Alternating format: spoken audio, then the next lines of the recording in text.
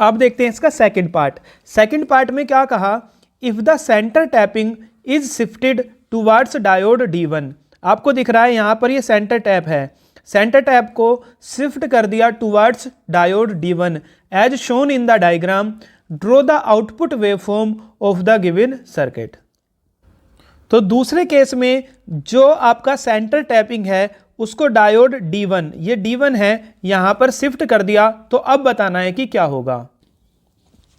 अब देखो, आपको पता है कि ये आपका फुल वेव रेक्टिफायर है, फुल वेव रेक्टिफायर।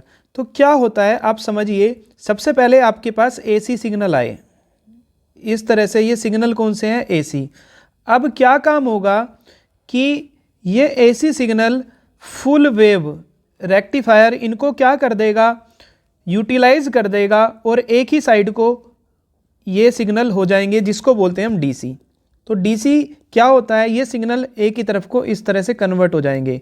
ये कौन कर रहा है, फुल वेव रेक्टिफायर। अब क्या हुआ, जैसे ही आपने इस पर सेंटर टैपिंग की, ये फुल वेव रेक्टिफायर कर रहा है, ये AC है। अब जैसे ही आपने इस पर सेंटर टैपिंग की, क्या की, सेंटर टैपिंग कहाँ लाए, आपने टैपिंग कर दी डायोड D1 पर। डायोड D1 पर जैसे ही सेंटर टैपिंग की तो इसका जो सिग्नल था वो सिग्नल थोड़ा रिड्यूस हो जाएगा, कम हो जाएगा इस तरह से, लेकिन D2 का सेम रहेगा, D1 का फिर कम हो जाएगा, D2 का फिर सेम रहेगा, D1 का फिर कम हो जाएगा, D2 का फिर सेम रहेगा।